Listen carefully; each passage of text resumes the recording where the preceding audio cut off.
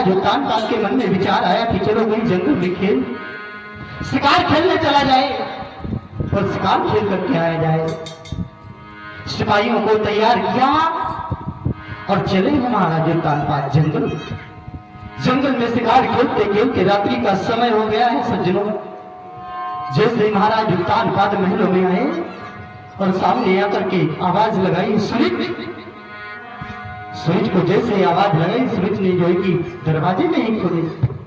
महाराज उत्तान पाद मन में विचार करने लगे चलो चला जाए जो है कि महारानी सुनीति के पास आज महाराज उत्तान पाद जो है कि महारानी सुनीति के पास में जैसे पहुंचे हैं मेरी माताओं मैया सुनीति जो है कहने लगी जो ये क्या है सामने जो कि खड़े हो गए झोपड़ी के बाद जो कि आवाज लगा रही सुनीति तो सुनीति। अब मैया सुनीति डर के मारे जो कि महल का गेट नहीं खोल रही है वो घास फूस की झोपड़ी एक तरफ से थोड़ी घास को हटाया झांक करके देखा महाराज उत्तान पाद खड़े जैसे जो है कि गेट को खोला और चरणों पे मस्तक को रख दिया स्वामी अरे इस बात की तुमने इतने दिनों में बात नहीं याद की आज कैसे याद आ गई। महाराज उत्तान पाद बदलाने लगे प्राण थी इतने दिन व्यतीत हो गए थे हमारा मन मेरे में नहीं लग रहा था। हमने सोचा चलो चल करके जो है कि महारानी सुनीति के पास चला जाए। मैया सुनीति ने क्या किया चरणों को धोए जाए कहने लगी स्वामी और चरणों को दबा रही है और चरणों को दबाते दबाते नैनों से अश्रु की धारा बही और पैर टपकते जो कि पैर पे आंसू गिरा। महाराज उत्तान पाद जंगल से जो कि बैठ के कहने सुनीति तुम रो रही हो। सुनीति कह रही हाँ स्वामी मैं रो रही हूँ। महाराज उत्तान पाद कहने लगे क्यों रो रही हो क्या कारण है। मैया सुनीति कहने लगी स्वामी मैं कितनी अभागन हूं आप इतने दिनों के बाद में आए हमारे पास कुछ ऐसा नहीं जो हम आपको भोजन कराए। हमारे में हमारी झोपड़ी में आधी रोटी चौकी रखी है प्रभु और थोड़ा सा नमक रखा हुआ है। क्या किया महाराज सुनीति ने आज वही रोटी को लेकर के महाराज उत्तान पाद को दिया और अपने हाथों से खिलाने लगे।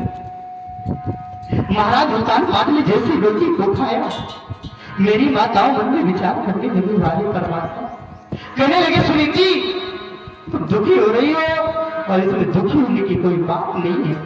क्यों नहीं बात है बात इसलिए नहीं है 56 प्रकार का जो कि व्यंजन बनता है उसमें ये स्वाद नहीं आता जो आज जो की रोटी और नमक खाने में स्वाद आ गया। रात हुई पर व्यतीत हुई उसी रात को जो है महारानी सुनीति जो है कि गर्भ धारण कर लेते। इधर क्या हुआ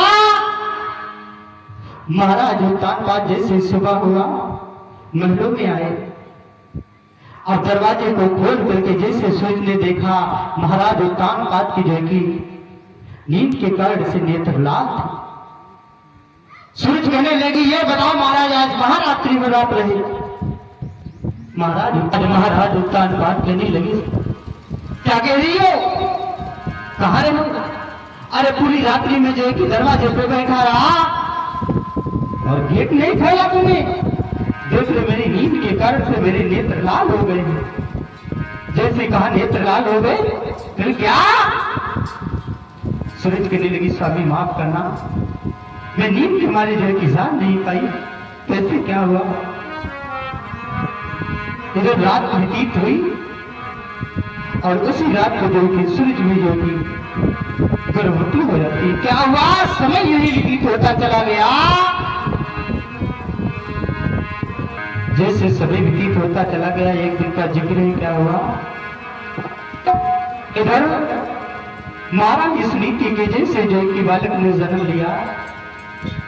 इधर झोपड़ी में महारानी सुनीति बालक का पालन पोषण कर रही है और इधर सूरज के जो कि गर्भ से जब बालक ने जन्म लिया आज धीरे धीरे से दोनों बच्चों की परवरिश होने लगी। मैया सुनीति ने अपने बच्चे का नाम जो है कि ध्रुव रख दिया और इधर महाराज उत्तान पाद और सुनीति के जो आंगन में जिस बालक ने जन्म लिया ब्राह्मणों के द्वारा उसका नामकरण करवाया गया। उस बच्चे का नाम रखा गया उत्तम। आज दोनों बच्चों की उम्र धीरे धीरे बढ़ती चली गई। दोनों बच्चे जो है कि आपस में खेलने जाने लगे। समय यूं व्यतीत होता चला गया। धीरे धीरे से उम्र 5 वर्ष की हो गई। आज क्या हुआ, एक दिन का जिक्र है। ध्रुव और उत्तम दोनों एक साथ में खेल रहे हैं। दोनों एक साथ में खेल रहे, कहने लगे भैया।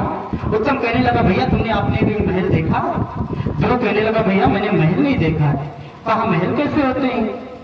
उत्तम कहने लगा भैया आज समय हो चुका है और कल जब आओगे तो हम आपको अपने महल दिखाएंगे। आज दोनों बालक अपने अपने घर चले गए और जैसे जो है कि रात्रि व्यतीत हुई, सुबह हुआ, दोनों बालक फिर से जो है कि महलों में से निकले और खेलने लगे। उत्तम कहने लगा भैया मैं आपसे कहा था जो है कि मैं आपको जो है कि महलों में ले चलूंगा, महल दिखाऊंगा, आज आप हमारे साथ महल में चलो। जैसे कहा महल में चलो, उसी समय क्या हुआ मेरी माताओं, उत्तम और ध्रुव दोनों जैसे महाराज उत्तानपाद के महलों में पहुंचे। उत्तानपाद ने देखा, ध्रुव को उठा करके गोद में उठा लिया और उत्तम का हाथ पकड़े हुए। इधर क्या हुआ, दादी ने देखा, जाकर के महारानी सूरज से बतलाने लगी क्या आज महाराज जो है कि ध्रुव को गोद में लिए और उत्तम को जो है कि नीचे हाथ पकड़े। आज सूरज जो है कि बाहर से चली और ध्रुव को पकड़ करके जो है कि नीचे उतार दिया और ऐसा झटका मारा, ध्रुव वहां से रोता बिलखता अपनी मैया के पास आया और जैसे मैया के पास में आया, मैया कहने लगी बेटा तू रोता भी लगता आ रहा है। सुनीति आज अपने बेटा को देखा तो ध्रुव रोए किस बात पे थे?